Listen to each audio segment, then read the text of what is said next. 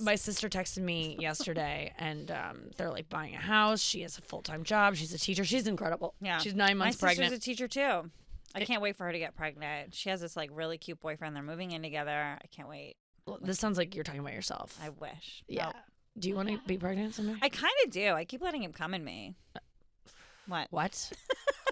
Wait, you could get pregnant like tomorrow. You then. think so? I don't know. You want a kid right now, Kerryn? Yeah. Kerryn. I think I could have one. I know you could, but like... I have a dog. Kerryn, we I've gotta kept go the to dog- break. I've Oh kept my the God, dog Dr. alive. Ruth is coming in. We'll be right back with Dr. Ruth after this. I cannot wait. Kerryn Feehan, Dr. Ruth. We'll get into all of this.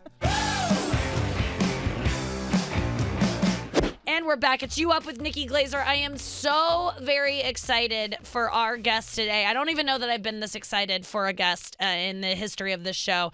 Dr. Ruth is here with us from her new documentary, Ask Dr. Ruth. You know Dr. Ruth as the world-renowned sex therapist, TV personality, author of over 40 books. Is that true? True. With Pierre Leho. He's standing right there. Pierre? And he wants to retire, if you saw in the Yes. documentary. No such luck. No, Pierre cannot retire. He is your communications manager, correct? Director of communications? Right. Your Minister. right-hand man? My Minister of Communication. Minister of Communications. And he can't retire because you won't. And we need to get Dr. Ruth some water. I don't know why that's taking so long. Get this woman anything she wants because she is a national, a world treasure. I cannot tell you how inspiring this movie was to me. I watched it last night. The movie is Ask Dr. Ruth. It's the new Hulu documentary. It premieres Saturday, June 1st on Hulu, and it is in theaters May 3rd. May I recommend going to see it in theaters? It is a beautiful documentary. It's there's animation in it, but it's beautiful, and I cried multiple times, and I just loved it. And how was it for you making this documentary? Yeah, I like to hear that you cried and you laughed. I laughed so And much. Ryan White is the filmmaker. Yes. He was a brilliant filmmaker. And Rafi Marmor is the producer. And first I said no. Then I watched the films that they have done. Rafi did a film, No Place on Earth. That resonated with me because that's the story of my life. Mm-hmm. That when I was sent out of Nazi Germany, I was fortunate that I was in Switzerland because there was no place on earth for Jews. Yeah. And then I watched Ryan's movies, The Keepers. Oh, yeah. And all of his movies, The Proposition 8 about gay rights to marry. And I thought, okay, the time has come. I'm now going to be 91. Yes. And I'm going to talk about my background, especially to tell people that the Holocaust did happen, those people who say it didn't happen, and those people who are Holocaust deniers, who said, it didn't happen. And some people say they have Holocaust fatigue, don't talk about it anymore. Oh, my God. And in today's world, with anti-Semitism on the rise and with other issues of human rights, I said I have to do that documentary. And I'm very happy the way it worked out. I really learned a lot about your experience through... you were an orphan of the Holocaust, is how you describe it. You were a survivor or an orphan of the Holocaust that was sent to an orphanage by your parents. And you say there's an amazing quote in the documentary where you say your parents gave you life twice. So when they brought you into this world. You read it, you watched it very carefully. Oh, because so when I beautiful. came to this world was once, and when they sent me on a Kindertransport with a group of children to Switzerland, that's how I'm alive. Yes. That was the other time. And then I wanted to make sure that people know that that was a sacrifice, because if they had not sent me to Switzerland, and if Switzerland hadn't accepted me, I wouldn't be alive. The children who went to Holland, Belgium, and France did not make it. Right. And there were 10,000 children who went to England, despite the fact that it was before World War II, and there were very dark clouds on the horizon. So I don't talk about politics. Right. Somebody who talks about sex from morning till night Yes. has to stay away, except I changed my mind now. I do talk about how upset I am when I see children being separated from their parents, because that's my experience. And I say how upset I am if abortion would become illegal, because then only women with money could obtain an abortion, because they could go to Europe, and the others will resort to abortionists and to coat hangers. Yeah. And how upset I am about funding for Planned Parenthood. Yeah. So there are three issues that, despite the fact that I vote.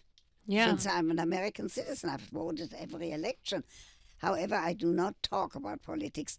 Somebody who talks about orgasms and erections all the time has to stay away from politics. I learned that from you. Our president doesn't seem to have a problem. Yeah. That you can talk, I don't talk. Yes, I really do admire that about you, and I'm someone that I talk very openly about sex as well, and I learned a lot from you about having for people to take you seriously about sex. You need to have other boundaries. I mean, I talk very openly about my own sex life. You seem to have not gone that route as much. Because you are young and I'm old.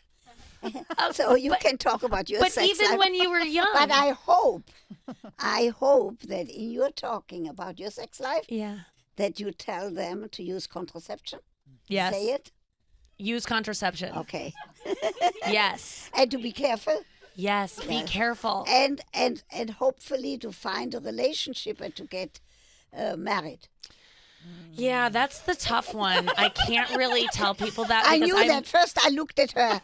I looked at her hands first if she's married. Yeah, same thing over here. I We're already in trouble, saw. Dr. Ruth. How do Not- we land a dude? So, look, Yeah.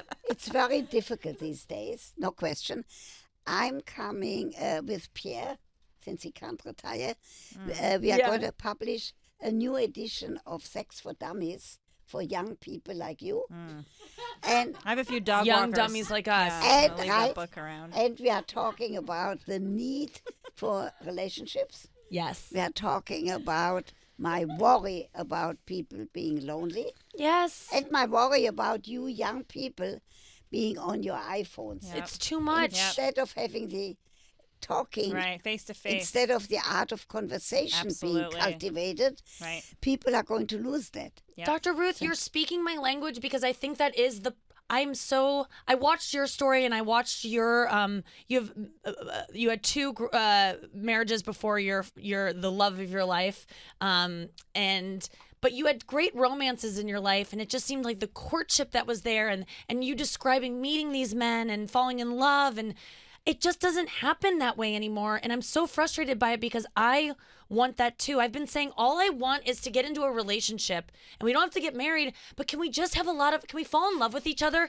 and roll around in the haystacks like you literally did in your in your life? She lost her virginity in a haystack. Come on. She rolled around in a haystack. I'm dying for that. I just want to have a bunch of sex with someone, fall in love with them. But these guys are so scared that I want to get of commitment and having their options cut off.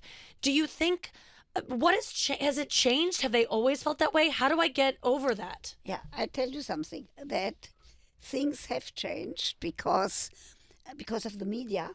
People think maybe there's something better out there. It's a big problem. Instead of committing and saying, I'll make the best out of this relationship, they're constantly looking of maybe they're missing something, and which is a pity. And I do believe that the best relationship is one, I'm not even saying marriage, I'm saying about a commitment. And we're seeing these days not only men not being able to commit, but women. Right. Yeah. That is something, a new phenomena. Right. That women think also, why should I settle with this guy if there's another one Yeah. waiting in the wings? Yeah. And so we have to talk about that. Right. We have to say to people something that you see in the media, in the movies. is fantasy. Right. Use it in order to relax, but don't think that life is like that. Right. That is the problem. I often get back together with an ex-boyfriend, and I've said this before because I break up with him and then I go date other men, and I look back at him and I go, oh, he's the best I can do. So I go back to him because I'm like, is settling such a bad thing? If you find someone that you're like, it's not perfect, we keep breaking up, maybe we should just get married and actually try to work on this thing, because maybe there isn't better out there, and maybe what we have is special and it's not perfect. But when do you decide to hang it up, and when do you decide to go back and actually work? Yeah, very difficult, because it really needs some insight into your whole psychological makeup in order to know that. And I have nothing against people saying, all right, that ex-boyfriend, let's give another chance. Yeah. Sometimes people in a situation like this should actually go for a short period of time to a therapist, to a behavior therapist, not psychoanalysis of 3 times a week. No, a cheap one. A cheap one, right? Some short behavior therapy to understand, do we want to stay in this relationship, or like the book that I did, should I leave or should I go? Sometimes, on radio, there was a woman that said to me, she's in a relationship for 3 years. They have wonderful sex. They love each other, but she never sees him on weekends. I said, is he working on weekends? No. I said, is he taking care of aging parents on weekends? Right. No. Oh. I said, is he married? And she said, yes. Oh. So on weekends, he's with his family. Right. Guess what? I'm not a disc jockey, but I used one song, and I gave the engineer a sign, Okay. and that song was, I'm going to wash that man right out of my hair. Yes. I asked Ryan, why is Get that it, Ruth. song not in my documentary? Yes. I love that song. I'm going, Right. guess what? Right. It was too expensive. That's the rights. The rights. So- They'll get you. If they had told me, I would have gotten it for them Yeah. without paying. Come here. I would have promised whoever owns it good sex for the rest of your life. Yes.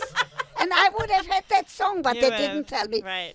I did She could have not. negotiated. I had nothing to do with the editing, nothing to do with the thing. I'm very happy with the way the film came out. It's so good. It is a beautiful film. It really is. And it should be seen by people of all ages, no I agree. question.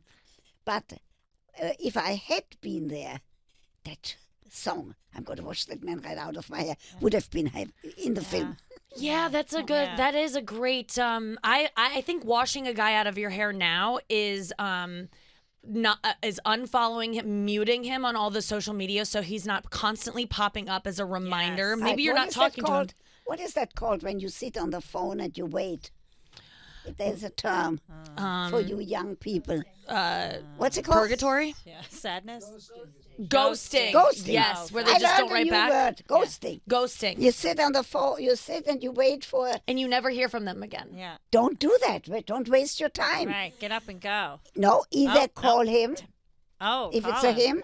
Right. I don't care if it's a her. Yeah. What do you If say? Stop ghosting me, buddy. No, are you interested in continuing the relationship? Yes or no? Oh. And if the question is, I don't know, hang up. Hang on. What? Finish. Yep. Click. No more ghosting. Right. That's a waste of good energy and Right. of good time. So instead of waiting, just be like, call up and be like, "Hey, what's the deal? Are you interested in this? Because I'm not Right. going to stare at my phone any longer." And if they go, click. right. Yep. I love Right. that A plan. little great. bit of and click. Goodbye. Because Yeah. then you've kind of taken the power back, and you're Right. now setting off on a life without Right. them. You're choosing. Right. Because it hurts to get ghosted. So They my just drop off. granddaughter Yeah. would be very happy with what I just said, because remember when she called me a feminist? Yes. And I first said, no, I'm not a feminist. Yeah.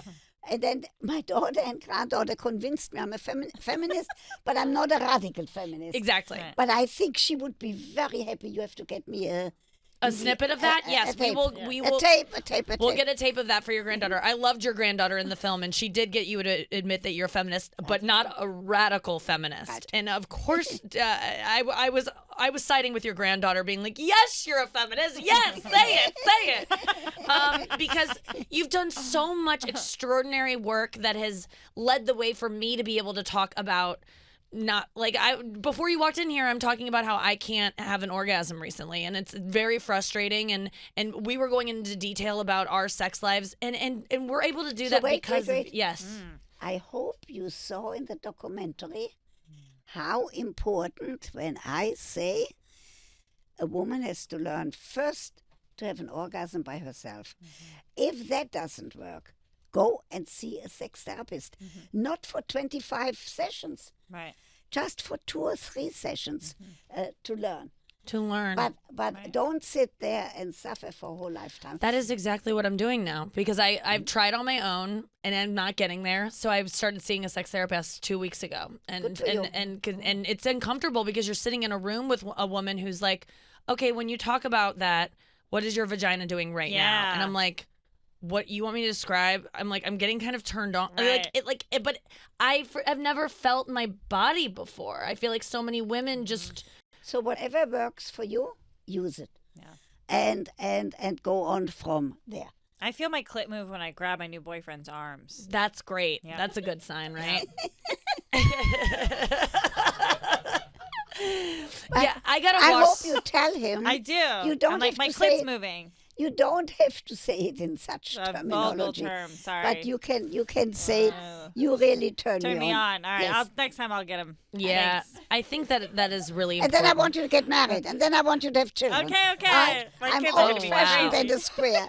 I Dr. love Ruth says I that. can have a baby. I do want to get. I want to get married. After seeing Dr. Ruth's story, you can have it all. You Yeah. can truly have it all. You can have an amazing career, be so educated, work so hard, have children, have great loves, have a great marriage, and you really did prove to me that you could have it all. And I'm wondering as I watched this, you know, you've paved the way for people like me and so many other women that to talk openly about their bodies. Who paved the way for you? Who did you look to and go, oh, I guess that's okay for me to talk about my sexuality? Where did that come from? In the movie, you saw that they did the animation beautifully. So good. That I'm looking at a book by Yes. Van der Velde that was very, very famous at the time. And there were illustrations of sexual intercourse. So that's when I said in the animation, that's when I said, oh, that's what my parents are doing. So I must have been curious even at the age of 10. Wow. And that's why I do a lot of the books, because I believe that some parents should bring home a book, put it on the coffee table, leave it there. That's what my son Joel, Yes. he said that I did leave books. I didn't have the talk. Right. Yes. But parents in today's world have to, for you especially, you have to tell your listeners that girls menstruate at an earlier and earlier age these days. We don't know yet why. We don't have any scientifically validated data. Some people say nutrition. But a girl has to know about it. A boy should also know. Otherwise, she gets scared. So Right. scared. Suddenly, there is blood Right. in her panties Right. where blood never came from. Right. So the reason for sex education is very clear. Boys and girls have to know about nocturnal emission, about wet dreams, so that they don't get scared. Oh, I thought Right. that's when a guy left in the night. See, I didn't even get that lesson. That's a nocturnal omission of a person. So that's why I'm very happy about the documentary, because exactly what you just said, it opens the way for a discussion with whoever is watching. Yeah, it really And does. I'm very happy about that. Yeah.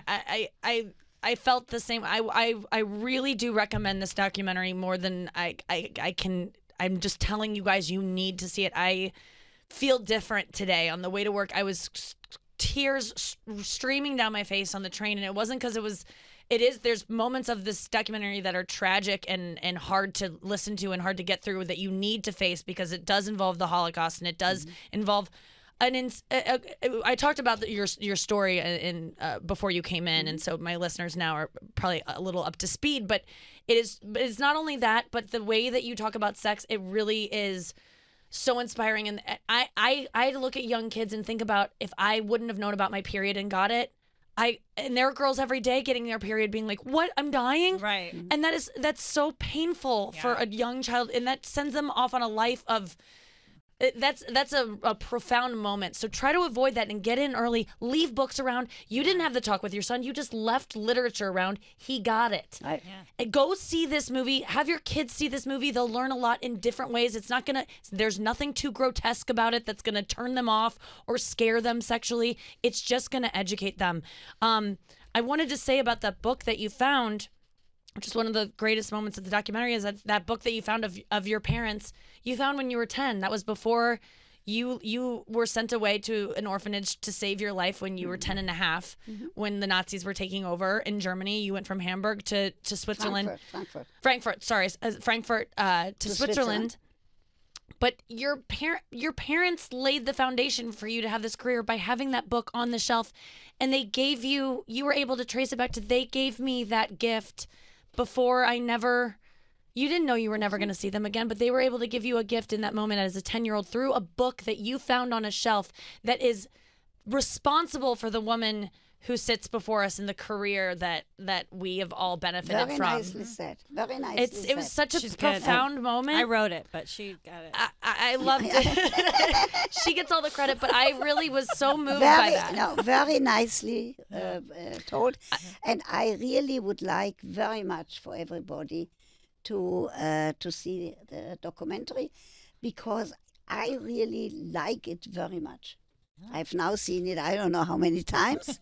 I had nothing to do with the editing, so it was a surprise for me. Oh, that's fun. How they put it together, and I loved it. It's one of my favorite films I've seen in a really long time. Certainly one of my favorite documentary films. Beautifully done. It is truly a masterpiece, and so is your life, and I'm so grateful for you, Dr. Ruth. Thank you. Thank you so much for being here. What a nice comedian. Thank you. Thank you. Do your commercial. Thank you so much. There's just no way that your personality is the way it is and you have a huge dick. It's just, they don't go together. They just don't. You are who you are because your dick isn't what you want it to be. And I am who I am because your vagina's not what you want. It's not what I want it to be. I don't have an ass. And that's why we're a great team. Don't touch me. Ew, you have a wart on your finger. This one. Okay. And by the way, the girl I'm dating called out the wart on my finger because of your video. Yeah, and she said, have you been putting that inside me at any point? And you said, what?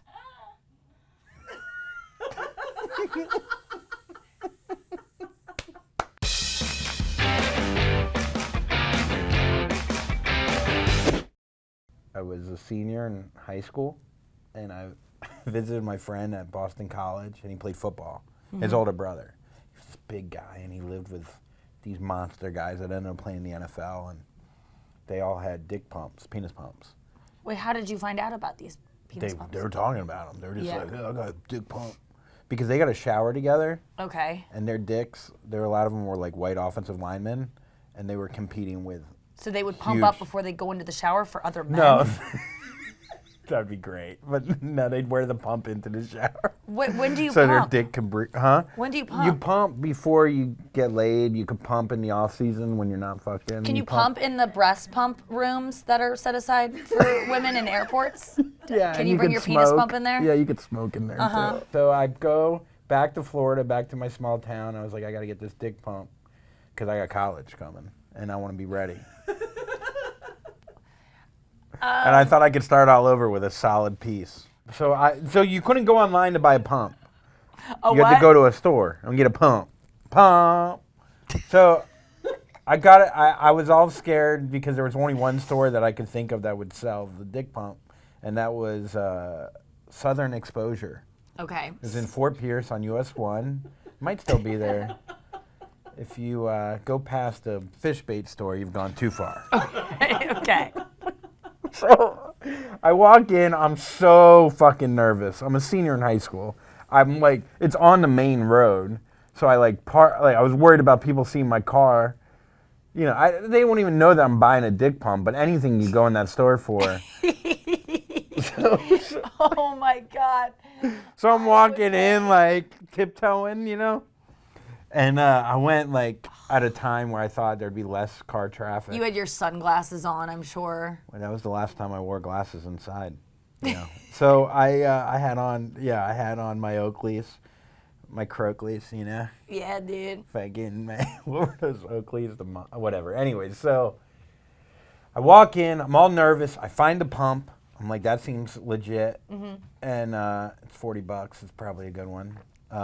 And then what I did, I got all nervous, and this guy had like those earrings with the big holes. Gauged ears, like tattoo face. Like, this guy's was born in this place. I think he was born in aisle 2. Like, he was a toy at one point that grew into a man. Yeah, so he's used to people buying pumps. You feel comfortable with him? No, I don't. I feel like he's judging me because I'm worried how people judge me. So then what I do... This guy's got gauged ears and with tattoo face. You would think, but then I bought Magnums. So I'd be like, I said to him, I was like, the Magnums are for me. I'm getting the pump for my little dick friend. You said that to him? Yeah. And you go, I'm getting this for my little dick friend. Yeah. But to prove that I actually have a big piece and that this isn't for me, I'm going to buy Magnums to convince you that these are for me and this is for my friend. And I told him this whole speech, and he's You're like... You're buying your friend a pump? Yeah, because he's got a little dick as a prank. You said as a prank? Yeah. Oh, as a prank is used all the time to excuse behavior. Oh, as a prank. Okay, go on. So I buy the pump. Oh, by the way, he didn't give a shit. Yeah. Like, he's heard this story before. Yeah. I'm not the first little dick man to come in here with a tail. Yeah. So I buy the pump. I bring it back to my dad's. I use it once, maybe 3 times. I might have slept with it on for a month. But no, I used my dick pump a few times. Did it work? It would give you more blood flow. What were you pumping for? Just the gym. No, I was just pumping the pump. So it wasn't for women. It was for you to just feel pumped up throughout your life. No. Eventually for women. To go get coffee, you would just pump. It's like you lived in the off season in football to get ready for season. I was getting ready for the pussy season. But I thought that it pumps you up for a couple minutes afterwards. It doesn't last. Yeah, but I didn't know that. You just thought it would make your There was no Google then. Okay. I just heard a big lineman say your dick gets jacked and. So you're just pumping to get ready for freshman year of college when you were gonna get so much pussy and you want to be pumped up. Yeah. Got it. Want to be ready to go. Yeah. So I bring it to college and I put it away in my bag, like in the top area, because I don't want anyone to find it. Sure. You know, college kids. Speed this story up a little bit. Yeah. So I'll speed it up. So I end up using it like maybe once or twice, and I used it. I was going to class. I was late to class. I'm also very lazy because I had to get the pump in because I counted them because I'm OCD. It's 69 pumps. I put it in the drawer. I don't put it away in the bag. Yeah, you got to get to class. You just threw it in the drawer. I just threw it in a drawer. It'll be fine. God, I still remember like it was yesterday. Like, why did I not take the time?